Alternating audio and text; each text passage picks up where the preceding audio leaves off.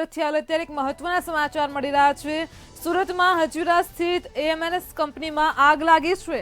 4 કર્મચારીઓના કરુણ મોત થયા છે। તો સુરતથી આગની ઘટના પ્રકાશમાં આવી છે, જેમાં 4 કર્મચારીઓના મોતના સમાચાર છે। કોરેક્સ 2 પ્લાન્ટમાં બ્લાસ્ટ બાદ આગ ફાટી નીકળી હતી। પ્લાન્ટમાં લિક્વિડ મેટલ બનાવવાની પ્રક્રિયા થાય છે।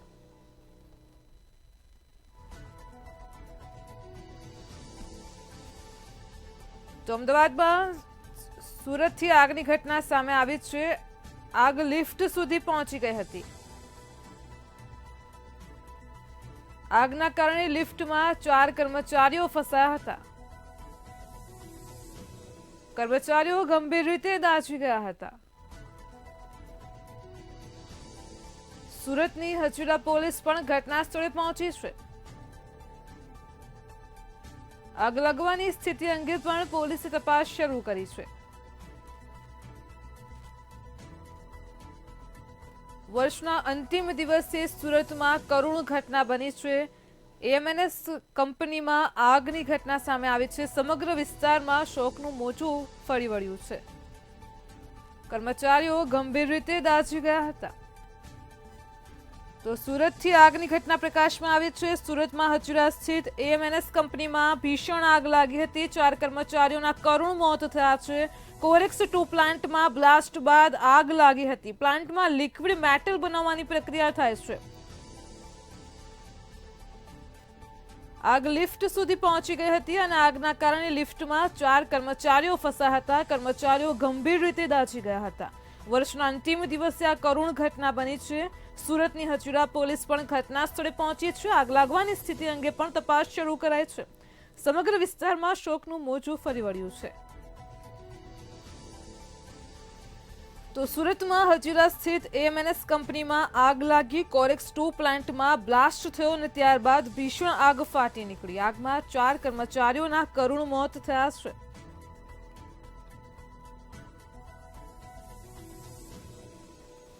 સાથે જ 5 થી વધારે લોકો દાઝી જતા તેમને સારવાર માટે હોસ્પિટલ ખસેડવામાં આવ્યા છે। ઘટનાને પગલે પોલીસ કાફલો પણ ઘટના સ્થળે પહોંચ્યો છે।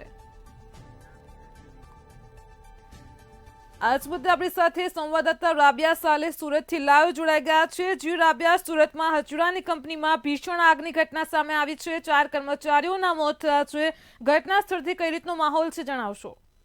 હાલ સત્તાવાર રીતે કોઈ પણ જે માહિતી આપી નહીં શકાય, પરંતુ આગ લાગી છે અને આગ લાગ્યા બાદ જે કંપની છે એમના દ્વારા સ્પષ્ટ કહેવામાં આવી રહ્યું છે કે થોડીક જ વારમાં સત્તાવાર રીતે માહિતી આપવામાં આવશે। આગ લાગી હતી અને આગ લાગવાને કારણે ત્યાં 4ના મોત હોવાનું પણ હજી અનઓફિશિયલ છે, એટલે સ્પષ્ટ કહી શકાય છે કે માત્ર અત્યારે માહિતી મળી રહી છે એ પણ સૂત્રો પ્રમાણે માહિતી મળી રહી છે। પણ ખાસ જે સુરતનો જે હજીરા વિસ્તાર છે, આ સુરતના હજીરા સ્થિત એએમએનએસ જે કંપની છે ત્યાં આગ લાગી હતી અને ત્યાં આગ લાગ્યા બાદ જે લોકો લિફ્ટમાં ફસાયા હતા, આગ જે લિફ્ટમાં પસરી ગઈ હતી અને તે લિફ્ટની અંદર 4 લોકો ફસાયા હતા, જેને કારણે તે લિફ્ટની અંદર ગંભીર રીતે દાઝી ગયા હતા અને દાઝ્યા બાદ તેમના ક્યાંક મોત જે નીપજ્યા છે એ પણ હજી સત્તાવાર નથી।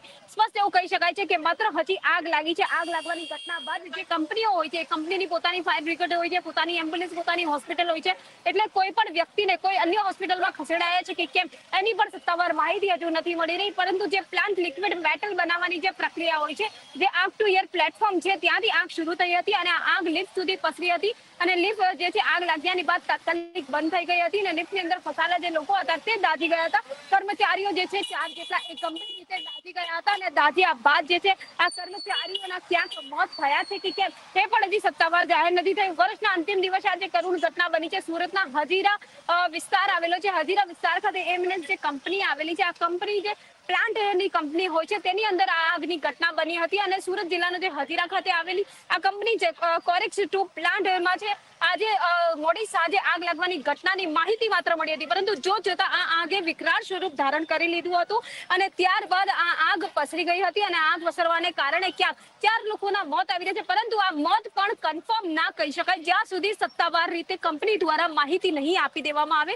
હાલ સ્પષ્ટ એટલું જ કહેવામાં આવી રહ્યું છે કે આગ લાગી હતી અને આગ જે છે લિફ્ટની અંદર પસરી ગઈ હતી, જેને કારણે કર્મચારીઓ ગંભીર રીતે દાઝી ગયા હતા। જી રાબિયા, 4 કર્મચારીઓના કરુણ મોતના સમાચાર તો મળ્યા છે, પરંતુ આ ઘટના બની તે સમયે અન્ય કેટલા કર્મચારીઓ દાઝ્યા છે અને આગની ઘટનાને લઈને ફાયર વિભાગને કોઈ જાણ કરાઈ છે કે કેમ, તેને લઈને માહિતી આપો। એએમએનએસ જે કંપની હોય છે આ કંપનીની પોતાની ફાયર બ્રિગેડની ગાડીઓ હોય છે, તેમની પોતાની એમ્બ્યુલન્સ પણ હોય છે, હોસ્પિટલ પણ ત્યાં જ આવેલી હોય છે, કારણ કે આ ખાસી હજારો લાખો લોકોની કર્મચારીઓની આ કંપની ધરાવતી હોય છે અને ત્યાં કામ કરતા કર્મચારીઓ માટે પહેલેથી જ ત્યાં એમ્બ્યુલન્સની વ્યવસ્થાઓ કે કોઈ ઘટના ન બને, કારણ કે વ્યવહારિક છે કે જ્યાં પ્લાન્ટ હોય છે ત્યાં આગ લાગવાની ઘટનાઓ ક્યારેક ને ક્યારેક જે બ્લાસ્ટ થતો હોય છે આ પ્લાન્ટની અંદર તેને કારણે બનતી હોય છે અને આ જ્યારે બ્લાસ્ટ થયો ત્યારે વ્યવહારિક છે કે આ કંપનીની અંદર કર્મચારીઓ તો હતા જ, પણ આ કર્મચારીઓથી ભરેલી કંપનીની અંદર ક્યાંક 4 કર્મચારીઓ જે છે એ લિફ્ટમાં હતા. હવે આગ જ્યારે લાગી ત્યારે પાવર કટ થયો અને પાવર કટ થવાને કારણે લિફ્ટની અંદર જે કર્મચારીઓ હતા એ ત્યાં બંધ થઈ ગયા હતા અને આગ લિફ્ટની અંદર પણ પસરી ગઈ હતી, જેથી ગંભીર રીતે તેઓ ઘાયલ થઈ ગયા હતા. હાલ માત્ર સત્તાવાર કોઈ માહિતી નથી, પરંતુ 4 કર્મચારીઓ ગંભીર રીતે દાઝી ગયા હોવાની વાત સામે આવી રહી છે. કંપની દ્વારા સ્પષ્ટ કહેવામાં આવી રહ્યું છે કે થોડીક જ વારની અંદર સત્તાવાર રીતે માહિતી આપવામાં આવશે, જેથી જ્યાં સુધી કોઈ પણ માહિતી આપવામાં નહીં આવે ત્યાં સુધી કોઈ પણ વસ્તુને કહેવું મુશ્કેલ લાગી રહ્યું છે, કારણ કે કોઈ ફાયર બ્રિગેડને જાણ નથી કરાઈ, કોઈ હોસ્પિટલને જાણ નથી કરાઈ. એમની પોતાની હોસ્પિટલો હોય છે, પોતાની ફાયરની ગાડીઓ હોય છે, પોતાની એમ્બ્યુલન્સો હોય છે, જેથી જે પણ ટ્રીટમેન્ટ થવાની હોય છે કર્મચારીઓની અથવા જે પણ મોત હોય કે કોઈ પણ વારદાત બની હોય છે તે ત્યાં ને ત્યાં જ આ કંપનીઓની અંદર જ છે. અને આ કોઈ પહેલી વાર નથી કે આ રીતે કંપનીઓની અંદર આગ લાગતી હોય. પહેલે પણ ઓએનજીસી ની અંદર એક મોટી આગ વર્ષો પહેલા લાગી હતી અને એની અંદર પણ મસ્ત મોટું નુકસાન થયું હતું. હવે આ વખતે જે હજીરાની આ કંપનીમાં આગ લાગી છે, આ લાગવાને કારણે અત્યારે માત્ર 4ની સૂત્રો દ્વારા માહિતી મળી રહી છે, સત્તાવાર કોઈ પણ જાહેરાત નથી થઈ, જેથી કોઈ પણ વસ્તુ અત્યારે સ્પષ્ટ કહી નહીં શકાય. પરંતુ આગ લાગી છે, બ્લાસ્ટ થયો છે અને એની અંદર કર્મચારીઓ પણ દાઝ્યા હોવાની વાત સામે આવી રહી છે. જી રાબિયા, વર્ષના અંતિમ દિવસે આ મોટી દુર્ઘટના સર્જાઈ છે, 4 લોકોના મોતના સમાચાર છે, જેને લઈને સમગ્ર વિસ્તારમાં પણ શોકનું મોજું ફેલાયેલું છે. શું કહેશો?